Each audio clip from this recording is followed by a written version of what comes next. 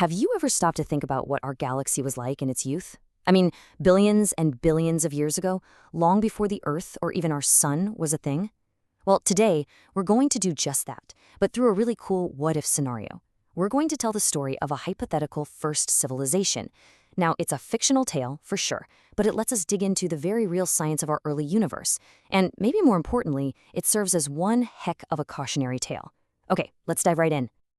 Just try to imagine it for a second. What would it be like to be the very first intelligent beings to look up at the night sky and ask that huge question, are we alone? To explore that, we're going to imagine a civilization from those early chaotic years, a people we'll call the Imans. They're going to be our guide through the science, the challenges, and the conditions a civilization like theirs would have faced. All right, so let's set the scene. We are winding the clock back, way back, 11 billion years ago. The Milky Way we know and love today, it doesn't exist yet. What we have is a clumpy, chaotic proto-galaxy, only about 5% of its current size. Stars are being born at an absolutely furious rate, and massive suns are exploding constantly in these unbelievably violent supernovae. It's a dangerous, almost hostile place to be born. So, where in the galaxy could life possibly get a foothold in an environment like that? Well, for the Imians, the answer was pretty clear. The galactic core was just a total nightmare, a storm of deadly radiation from all those supernovae. Their home had to be tucked away out on the edge, in what you might call the benign galactic suburbs. Honestly, it was the only place life had a fighting chance.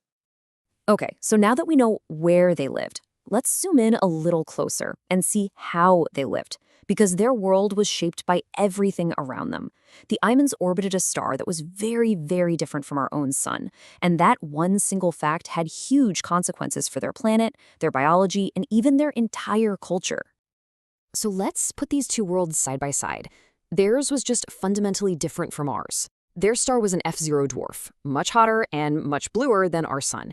Their planet was tiny, only about a third of Earth's mass, which, makes sense because heavy elements were pretty scarce back then in the young universe. This meant weaker gravity and a deeper, puffier atmosphere. Just try to imagine how different that would feel. And that intense blue and UV light from their star, it had some dramatic effects. For one, it drove evolution at a breakneck pace.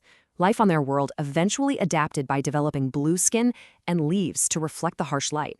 So for the Imans, blue became the color of life itself, and red, the color of their own blood, became a symbol for death.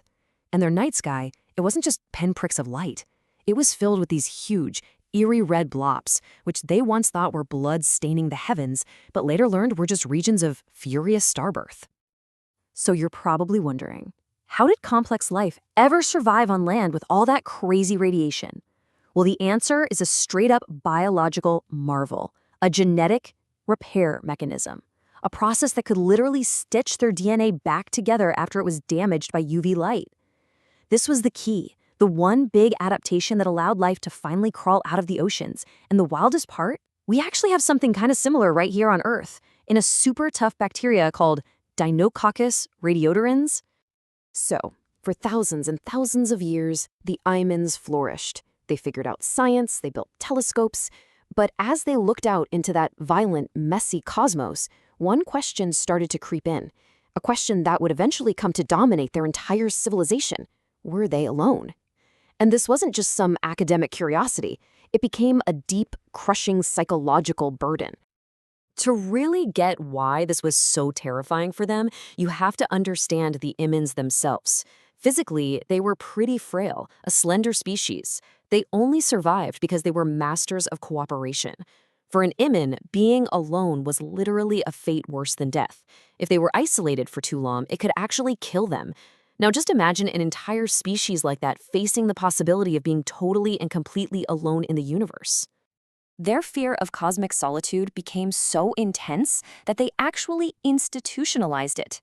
An idea called the mediocrity principle became their central belief. Their schools were forced to teach that their world was nothing special, that life must be common everywhere, and that they just had to keep looking. It was a comforting lie, really, designed to soothe this deep societal anxiety, even as their own scientists were finding more and more evidence that their world was in fact incredibly rare. And this is where the story takes a really tragic turn. This deep-seated fear of being alone, combined with a state-enforced denial of the science, started to poison their society from the inside out. It set them on a collision course with self-destruction. The fear just became overwhelming. Any scientist who dared to publish a paper suggesting they might be rare, or, God forbid, unique, would face mass public outrage and have their career destroyed. The society simply refused to hear it. A deep, powerful vein of anti-science and denialism started to spread across their entire planet. And this widespread denial led to a cascade of terrible decisions. To cope with their collective anxiety, the amines turned to a kind of narcotic compound that had a numbing effect, chlorofluorocarbons, or CFCs. But then, their scientists made a horrifying discovery. The CFCs were tearing apart their planet's protective ozone layer. Their warnings were completely ignored, dismissed as mental gymnastics or just part of a natural cycle. The society was too addicted to its own comfort to face a devastating truth. So as their world began to collapse, with crops failing and the surface becoming too dangerous to walk on during the day, a small group of scientists finally accepted their fate. They knew they couldn't save their civilization, but maybe, just maybe, they could leave a message for whoever came next. And this was the beginning of the Last Hope Project. They realized they couldn't have a conversation with another civilization, but they could send a one-way message. They decided to build a massive time capsule to preserve their knowledge, their art, their entire story, so that even after they were gone, someone, someday, would know that they had existed. Their plan was, well, it was ingenious. They built a colossal structure in orbit, one designed to be seen only after their star had died and shrunk into a tiny white dwarf. Eons passed. After being battered by cosmic rays for billions of years, their message in a bottle was finally detected. Some future astronomers saw a strange little flicker of light from that dead star and dismissed it as a cloud of asteroids. Their last hope, their entire legacy, lost forever. Look, the story of the Imans is a fiction. It's a way to explore the science of our early galaxy, but their struggle, that tension between comforting beliefs and difficult truths, the temptation to just deny a problem when you're facing a planetary crisis, that feels deeply familiar, doesn't it? Their story is a warning. Our story, though, isn't written yet. We still get to choose what happens next. So the question is, what will we choose?